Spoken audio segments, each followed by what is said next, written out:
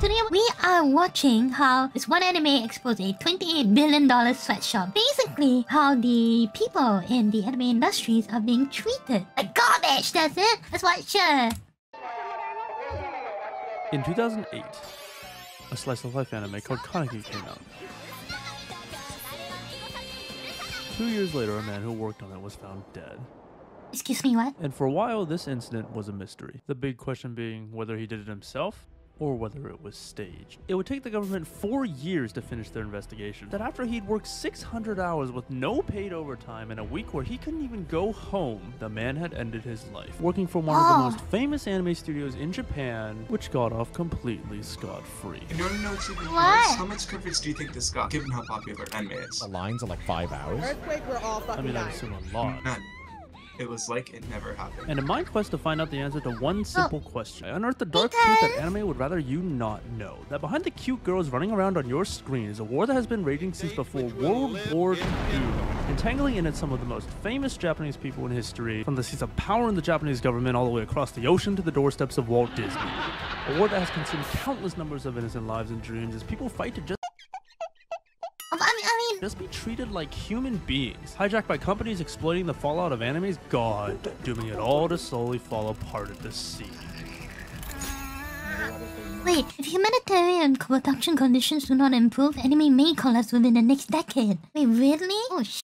Been staring at the truth for years. It's just been one click away.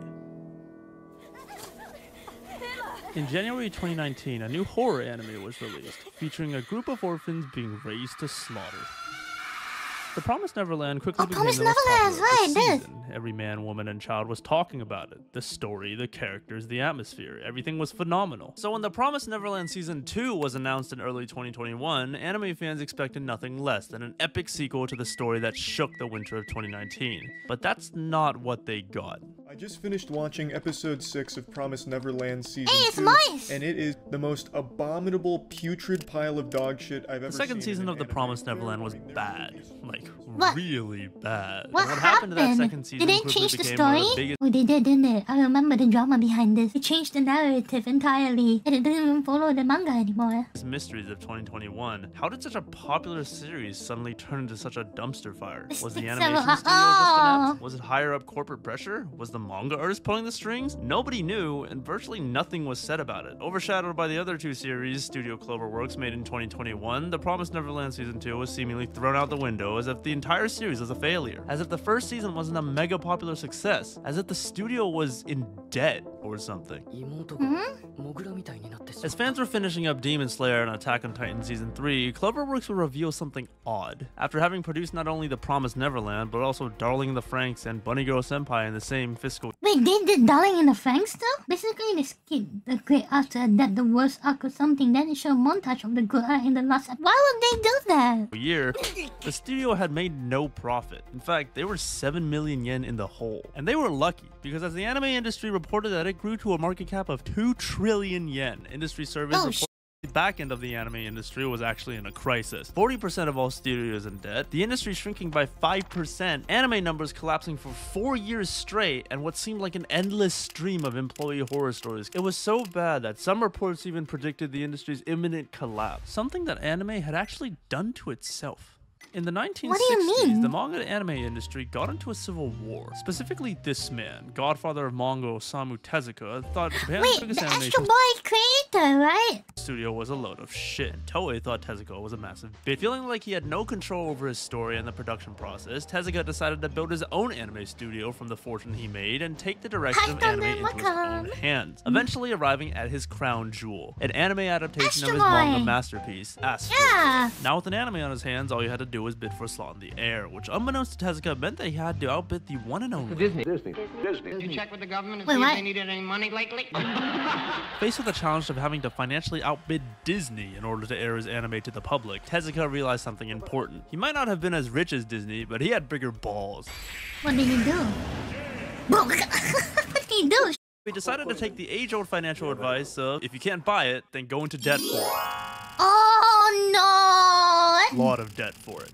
Oh sh**. Worry about how you're gonna pay back. Luckily, since Astro Boy was really popular in Japan and Tezuka decided to push for the unheard of rate of an episode a week, Tezuka managed to turn his smart financial decision into billions of dollars of profit through the power of marketing and merch. Wait, really? Damn, smart. Faced with that amount of money, other animation studios quickly conformed to this weekly schedule, using Tezuka's refined techniques to kind of cheat the animation process and make it easier to upload every week, ascending Tezuka to the god of anime, as well as manga.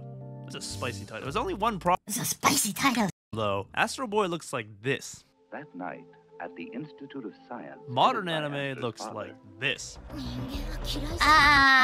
Yeah. And we have seen several snippets of Jujutsu Kaisen. You know, they did cheap out on several frames in Anime Night. So yeah. That weekly upload schedule has not changed. In addition, not every animation studio can just go into hilarious amounts of debt. And while TV stations and the government could initially make up that shortfall, by the time Neon Genesis Evangelion rolled around, anime was just getting way too expensive. Wait, Evo is getting too expensive, really? And with Japan's economic miracle about to explode in the country's face, the decision was made to implement a relatively unknown funding strategy that had in it a slow, creeping death. That explains how animators can barely afford food while their creations go on to rake in billions of dollars of profit and being— But how can they not pay their own people when the animes are making so much money? I don't get it. I assume that animes industry is like so huge. The people are getting decently paid, right? Why not? Nearly impossible to escape from. But the worst part is— oh my god, I've lived about 10 months on 140 a month. Are you shitting me? Huh? You already know what it is. K-On! Is a slice of life anime involving a group of high school girls who make a band called the Sakurako K-On! Yeah, that's where my name comes from. Yui, and I have the guitar. It's a pretty cute show, but when I watched it for the first time, I found something really off. Besides the fact that Mio overrated, Ritsu best girl, in the opening— really? Mio best girl? That's true, I've seen most uncultured parts of her. More her than Yui. Hiya. Of every episode, an inexplicable blurb of text would appear on screen without fail that made me question my sanity. Here, see if you can spot it. There. The show about the fictional Sakurako K-On! Was produced by the Sakurako K-On!, and once I what do you want? saw that, it was like the floodgates had opened. Nier Automata, Land of the Lustrous, Anohana, even The Promised Neverland. Nearly every single anime had this weird little text at the end, and then some just didn't include it. And with how I don't get it, what does it mean? Credits are structured, the most important people came at the end. So what was more important than the animation studio, the anime director, and even the original author? Remember when I brought up Astro Boy and Chainsaw Man? Well, let me ask you something. What's the actual difference between these two anyways? More colors? More detail? More good stuff? I mean, okay, this— whoa, I saw something good there. Picture probably took longer to draw, but aren't animation studios made up of artists? Just throw a few on there and it'll take like an hour. Yes, correct. Oh my god, is that Mega Man? Mega Man X? What the heck? You look so who drew you? Oh my god. Damn. Right, it can't be that. Oh my god. That's— oh my god. The frames. That's what the problem is. Not only is there like a million frames in a single anime episode— Wait. I keep forgetting. I thought that— oh my god, each frame is hand-drawn, isn't it? Oh my god. So there's 2D art, 3D art, special effects, voice actors, music, people who plan— hey, it's so on the troll. Stage, direct, scriptwrite, edit, manage the whole operation. Whether it's so employees know what's going on or keeping character models consistent so a character— oh yeah, they have to do that. Oh man. doesn't see them. The anime production process is ginormous. So with all these people running around and busting their asses to make your favorite anime, let me ask you a question. Holy shit. Oh my god. Yeah, that's a lot of work. Who's gonna pay all? 7% here, loss of 37 points or so. Apple shares are just getting hammered. Making anime is like entering the stock market. Freaked out, waiting it is? to see how low Burrito will go. When you buy a company's stock, you're technically buying an ownership in the company, which means that you technically have power over what the company does. But come on, what are you gonna do with your 0.1 shares of Apple? And we all know due diligence is a myth. Now, okay, forget about all that bullshit. What's the real reason you invest in the stock market?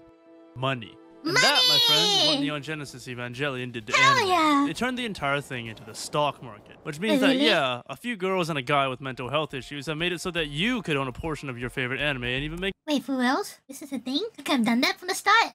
Yeah, man. money off of it if it does well. Isn't that— Hey, hold up. Wait a minute. Oh no. I'm going to move myself just a bit. Show you guys one more thing. I noticed there is something in the bottom right as well. well. Do you recognize that? That's pretty good too, just saying. What the fuck? If it does well, isn't that great? I lied.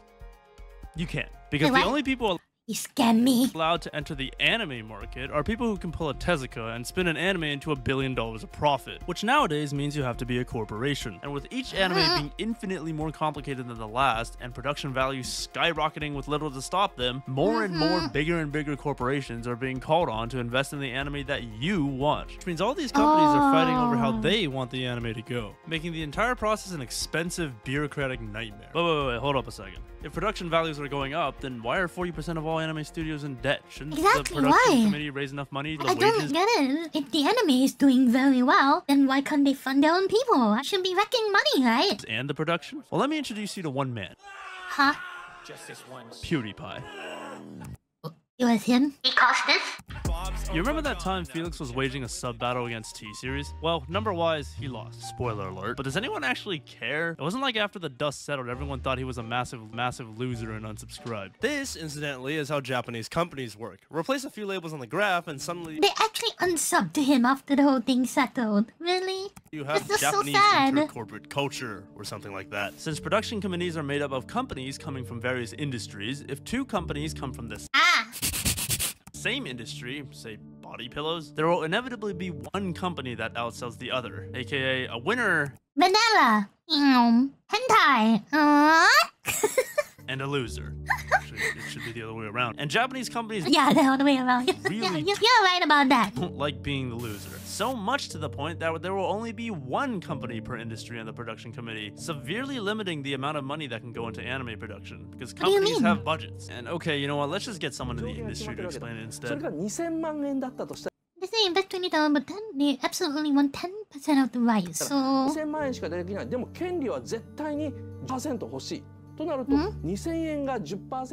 Okay, Japanese companies suck, but what about foreign ones? Surely I don't get it. It's like they set a maximum budget for the anime at $2 million. Wait, you mean they're only allowed to have 10% of whatever the anime makes? Like a law? What? So all the higher-ups are the one getting the money. It's not even a money issue. It's a company issue. They're just being assholes about it. They have the ability to make the industry flourish, but they just want to milk it for all it's worth. Oh my god. There's a lot of Japanese business etiquette that goes into it, but still, couldn't they make changes? This is way too insane. Foreign ones. Surely some big international company has looked at this and realized it might make them some money, right? They don't want to, sadly. Exactly. Why would they want to? Because of face. Well, no, not really, because anime is a stock, and in stocks, money is control. So to prevent some random-ass company from essentially buying out their anime, the production committee will take that foreign investment meant for one anime and instead of put it into 100, screwing literally everybody over just to maintain their majority control.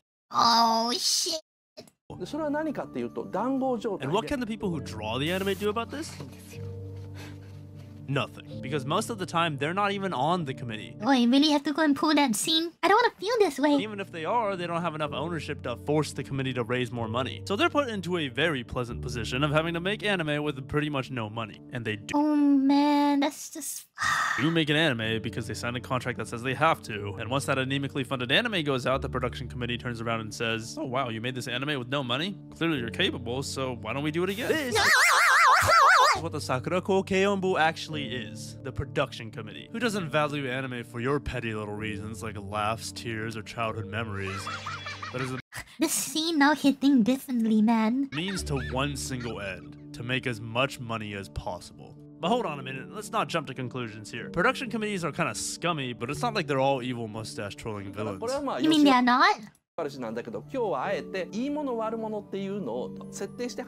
unfortunately, the service they provide is kind of necessary. I mean, how many studios can you think of that can cough up the multiple hundreds of thousands of dollars that it costs to just produce one episode of anime, let alone the millions it takes to produce an entire season? And don't forget, these anime that you watch, they're all a product of survivorship bias. These actually survived the process. Imagine the 90% of anime that get all this funding just to never be released, which would put what? You mean all these are... What we see for animes now are the 10% of... Out of 10, only one makes it through? How do you even do like the announcement and everything? Wow. These anime studios need money to survive, and the production committee does that for them, even if it's really shittily. They raise the money and allocate it to revenue stream. The anime, the merch, the t-shirts, the body pillows. It's just ironic that out of all of these streams of income, the least profitable part of it is the anime itself. How do you think YouTubers make money? Discounting all the merch, sponsorships, and all the other stuff. The main way any YouTuber... Hey, Raid Shadow Legend! I too was approached by Raid Shadow Legends multiple times. In the goodness of my heart, I resist the dark side. YouTuber makes money off YouTube itself is ads. Sorry about that. Advertisers want to make a lot of money by sending a lot... I think I missed something. Sorry about that. Advertisers want to make a lot of money by sending a lot of stuff to a lot of people, which means they'll pay more for ads to either reach a lot of people, or the really rich people, or both. Oh my god, did I just see Jesse? You're goddamn right. Which is anime's issue. Because the time anime is aired on TV in Japan is not really conducive to advertisers. With the waking hours being taken up by shows that are aimed at an audience that usually doesn't have any money, and the shows that are actually aimed at people who have money are aired at a time when most of them are asleep. Which means advertisers won't pay that much unless it's an uber popular anime like Demon Slayer. So if anime doesn't make... No wonder they keep talking about airtimes. Airtime is so tight. That's why for Jujutsu Kaisen, they had no choice but to keep going because they cannot lose the airtime. that much money, then what does? So I'm waiting in line to get the figures. They've gone to get the figures. This man in front of me literally just spent about $6 grand. What? $10,000. $10,000. Holy sh! $10,000. $10,000. $10,000. Just like how Tezuka put his bets on the power of otaku, so do modern production committees, who invest the majority of their money not into making the anime, but getting the word out about the anime, and making all the merch that anime fans gobble up. Just like most YouTubers, they sell merch to make money. I just sell more merch. Through a strange turn of events has resulted in this. Do you notice something wrong? Why is this DVD so expensive? The price of anime DVD... Yeah, why is it so expensive? Wait, what the fuck? Hello? Through a strange turn of events has resulted in this. It's just part 1, it's $48. Oh my god, it's so expensive now? Why is this DVD so expensive? The price of anime DVDs have always looked kind of ridiculous to me. You want me to pay almost $50 for a part of a season of an anime that I can just watch online for free? I mean, through verified online streaming sites? Yeah, we watch our anime through verified online streaming platforms, paid platforms such as Netflix and Crunchyroll. Yeah, I don't know what you're talking about. We support by paying. My way to become Pirate King. Wait. This is not a One Piece, okay? Don't want to get caught. And beyond that, people don't buy DVDs anymore, right? We do? Because I have a lot. I have a few hundred. Well, as it turns out, people still do. And in fact, anime... Holy I don't anymore, damn. DVDs are like this MacBook Pro stand, a luxury item, overpriced because the profit made from the people buying is enough to outweigh all the lost profit from the people who don't. In fact, in the good old days, anime DVDs used to make so much profit that it's propped up entire studios before. Spoiler alert, those good old days are over. Because now, most anime is watched through streaming services like Crunchyroll and Netflix, so the committee requires to pay a few $1,000s minimum per anime episode, and wait, really? Recoup production costs, an attempt that's usually completely hopeless. Because did I mention that anime is getting so expensive that entire production committees are going into debt? Which lends itself to the unfortunate realization that, yeah, your life is probably worth less than Orimo or El Manga Sensei is worth to the production committee. Because just like the money raised for anime came through them first, the money profited from anime goes through the committee first as well. Because they are the ones that technically own the anime. Because anime is a stock, and only the owners of that stock get to reap the profit of it. Besides, the creators involved in the project already got paid up front, not our problem if they went over budget. Which means even if an anime is a big hit, sometimes the anime studio doesn't get a single penny. Knowing all this would explain why, even though the anime production industry has been collapsing inwards for a few years, anime and the anime distribution industry have reached— sponsors put in money so they can make more money, so not the studio. Why can't they just like, you know, because they're playing it like a stock. They're playing it with people's life, isn't it? All-time highs, because they're either paid on their own terms or through being on the production committee. Not starved of money and also getting the profits last, which makes anime studios mass outsourcing work to lower wage countries like China or the Philippines seem a lot more reasonable. Well, it would be more reasonable if it made everyone's life easier. I'm not sure I'm here, I really don't like the anime, but it's just I'm here to make meetings and any missing details about them and fade of the series. Is this a factory? I don't know why I work so hard to get into this company. I don't know why us employees are spread over. I feel like we're on the fields. It's filthy. Everything that makes me want to quit is every week, every day, every week. Oh my god. But it doesn't. Because now with workers spread out all over the world, it becomes increasingly more difficult to coordinate this ginormous border-transcending system to match the week-on-week deadlines that someone decided the anime industry should move at. Because at the end of the day, give a studio all the money they want, but it's never gonna matter if the anime just never comes out. The final season of Attack on Titan is kind of a joke. Delays on It is? I didn't know it was that bad. I thought it was decent. I thought a lot of people were like, oh my god, it's amazing! Well, delays have turned the finale of Isayama's story into perhaps the only real-life example of an infinite fractal. And for a series where the final season was handed off from the incumbent WIT Studios to Mappa solely because WIT was having some behind-the-scenes chaos, it's just, how? No, like, I'm serious, how? How do anime studios who outsource work in these... That is absolutely true though. There's a reason why I've seen Korean and China's animes. They are on a quality that is of the folks, you know? And it's not just one studio, it's many China studios have anime qualities that matches the Demon Slayer standard. If it's just one or two studios, it'll be understandable, but a lot of series have that similar quality, which goes to show how bad Japan's side is getting to be. Massive amounts have these kinds of production issues, especially when the employees are working so many hours that is being compared to literal slavery. Well, let me ask you a question. Whoa, this man work an average 12 hours or more every day. There were days were so busy I didn't even go on for 3 days and work in the company. I was to work for 37 consecutive days. Not to work. Holy crap. If you were a freelance animator working on some no-name anime, would you keep working at these amazing wage rates? What about like twice over? Thrice over? How about 10 times over? No, I'm being completely serious. Not only is VA and sound work done before the animation is completed, meaning studios have to rush out a rough draft for the VAs before then going back and then remaking everything for real. If you look closer at the production system chart that was somehow legibly translated from a 240p picture, you realize that the vast majority of the blocks here are literally just checking if things are done right and then redoing them over and over again. Which, even though it works, pisses off literally everyone involved in making an anime. Whether it's the higher-ups, the entry-level workers, the production committee, or even the audience, forced to watch as the system hemorrhages time away as it's stuck looping the same track over and over and over again, creating an uncontrollable crisis that forces more and more employees to work longer and longer hours to make up for all the time wasted away. Basically, their workflow isn't optimized at all, and that's why it's just loops and loops and loops, and it's just causing so much headaches. So inevitably someone, somewhere, reaches their breaking point. In 2019, a Madhouse employee sued the company after working nearly 400 hours of Wait, Madhouse, that's No Game No Life! Oh no! Is that why we don't have a season 2? unpaid overtime in 1 month, doing the very important job of coordinating this ginormous mess. Oh my gosh, that's why. Even though it was so well done. After having to drive around all night and day in a company car delivering materials to studio employees, the consequences of this broken system finally caused him to collapse on the street as he returned home at 7 a.m. But come on, is it really that surprising? I mean, the most obvious consequence of having such a huge production system is that there are so many points of failure. One delay. Anywhere, whether it's because the director overslept, the animator got an injury, or some outsourced person is late on delivery, one delay cascades down the entire system, causing everything behind it to get even further behind. The worst part is, industry kind of brought this one on themselves too. With nearly every studio being in Tokyo and pay rates being not so great, many employees are forced to work on multiple jobs, in multiple projects, sometimes in multiple companies. Huh?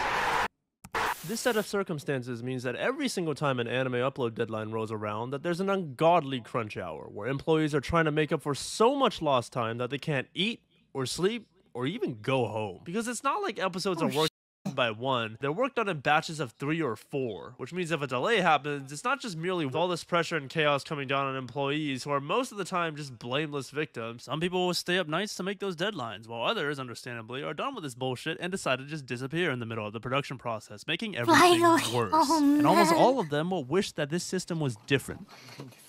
That they, the government, or something will come in and fix this abomination of a system that exploits their passions and dreams to basically voluntarily enslave them. But at the end of the day, all of that is merely just a pipe dream, because the struggle to make anime a good place to work has been fought for decades upon decades by some of the most venerable names in Japanese history, and near nothing has changed. Because while our story may have started with The Promised Neverland, the true story stretches far into the past. Wow, what are we from 1979? That's when the Mobile Suit Gundam released. And then 100 years back to modern anime's birth, when one war ended and another began. It traced all the way back to this? No way!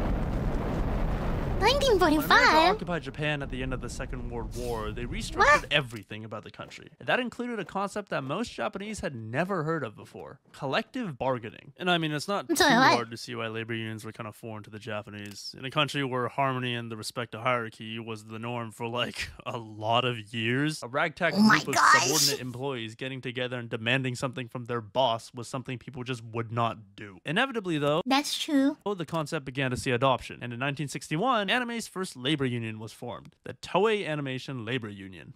Remember Toei? And Tezuka's a giant bitch.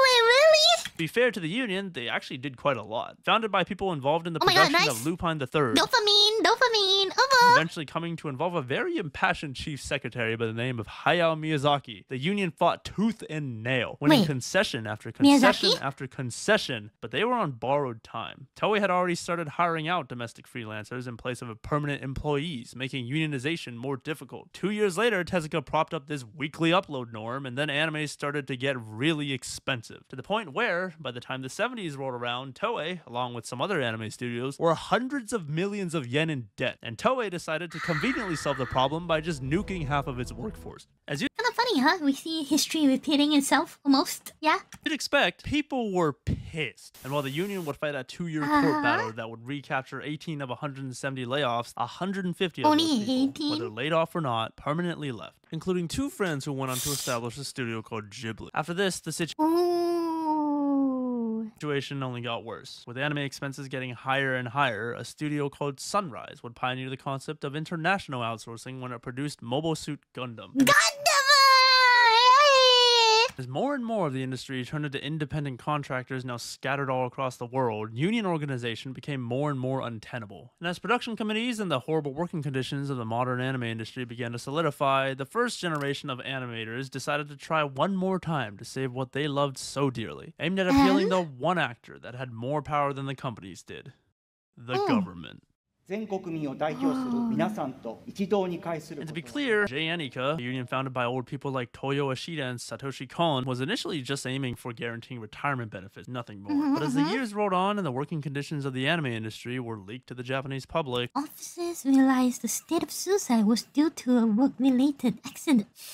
The union gathered more and more members that were enrolled, and eventually became the spearhead of the anime unionization effort, winning a number of things it set out to do, including getting the support of the government of Japan. Unfortunately, that government didn't stay in power for long, and JNICA's proposals were cancelled, being cited as a waste of taxpayers' money. What? Waste of taxpayers' money? JNICA would continue its efforts valiantly. It had reached its peak. Infighting and an unsupportive government doomed any future efforts. The union's last stand would come with a project that translates to anime's future. Proposed to the Department of Cultural Affairs, the entire project's premise was that if you paid people more people would want to come and work. Yeah, I mean, of course, right? But for one reason or another, Anime Mirai didn't prove to be successful enough to continue, and the entire program was given to the Japanese Animation Association, a group of 38 of the biggest animation companies in Japan, who coincidentally decided to switch the premise of the program. The anime industry now reaching 90 years old, and JNICA's original founder now dead, most of the old guard took their leave. With nothing to show but blood and defeat in a war that lasted nearly a century. The men and women that had built and fought for anime. Their love. Their life. Their legacy.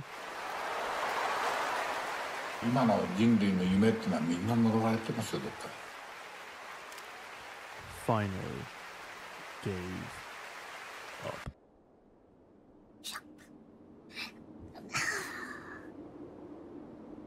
Hey, yo, what's this?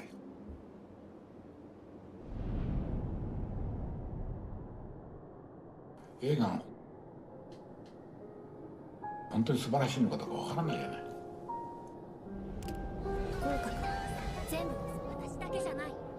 But the anime gives us so much good shit. It's definitely worth. Because so much awesome blockbusters. 呪われた夢なんです。Anime was a mistake by Hayao Miyazaki. Did he really say that? I thought it was just a meme.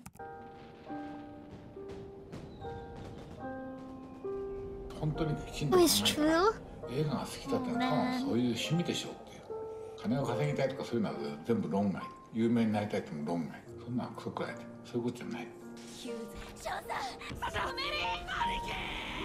かつてそういう映画が作られたことがあったかもしれないけど今も映画の価値があるわけではない多くはくだらないんですよ僕らのこの世界は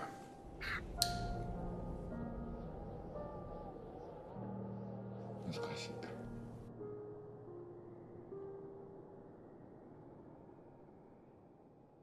They call that the people industry can't make anything new anymore because they only come to and make the same thing over and over. I'm gonna be honest with you, this next part of the video is kind of dangerous. Dangerous because, well, the anime we know and love is gone. Because it's not just some girls running around on a screen anymore. It's a $28 billion system that controls hundreds of thousands of real lives and whose influence has reached hundreds of millions more. So when we talk about fixing it, we're talking about fighting politics, multi-billion-dollar companies, and this is not one of those I can fix her at moments. Centuries-old traditions, which, I mean, at the end of the day, that just sounds like we're gonna need a lot more people.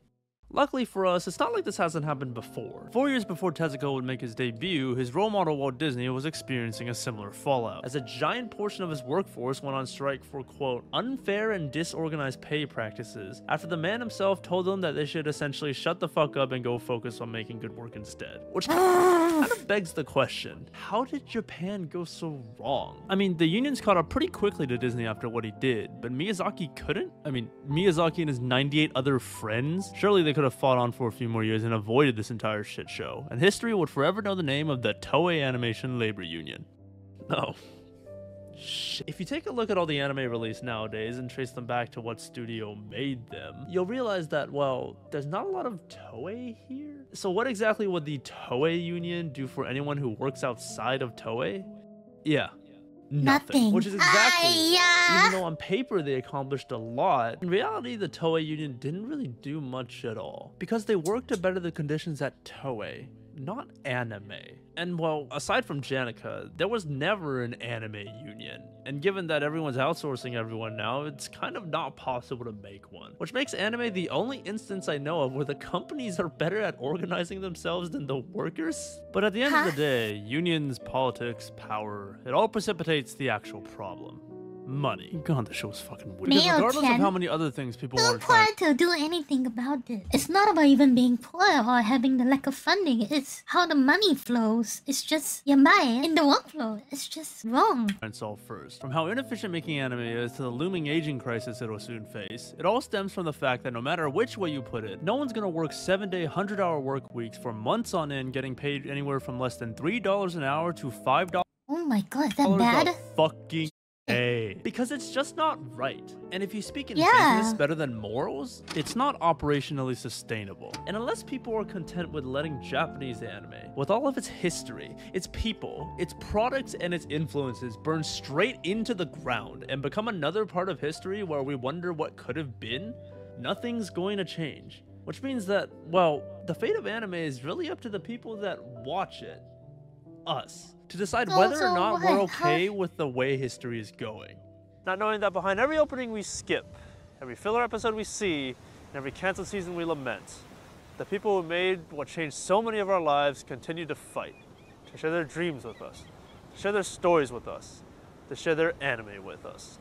And I think it's about time we give something back. So we should spend more on merch.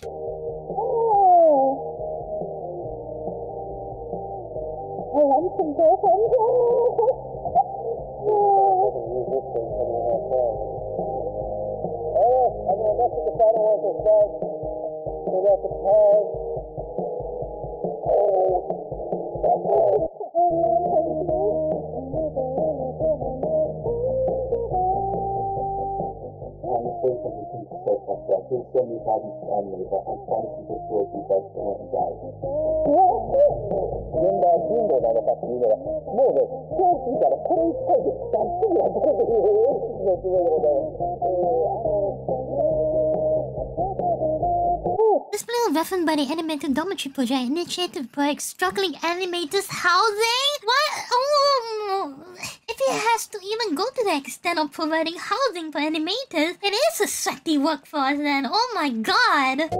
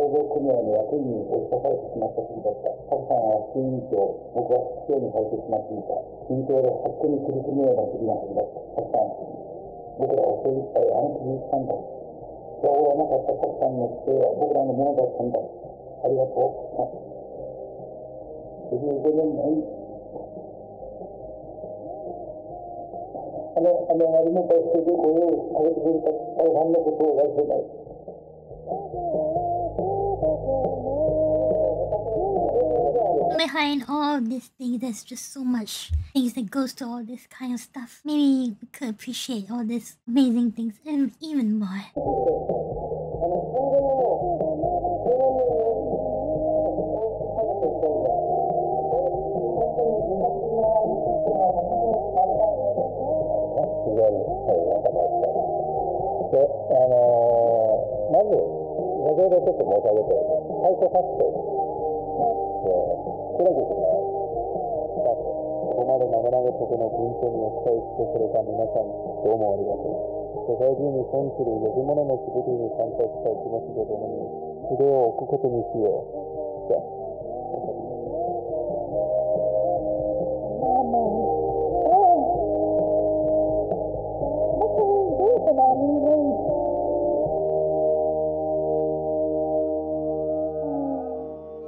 It's a damn shame indeed. I don't need more people to be for stuff in the future. They want to help with that. Hey, look at that! I could be potentially. Let's go. But what can we even do? We really can give thanks to it and support the anime series. Maybe we should do less sailing of the high seas, huh? Isn't Netflix helping the industry by actively funding those studios? We can't do much for them, but the one thing we can do is to just support the releases by spreading the good vibes that come with the experiences the anime has to offer.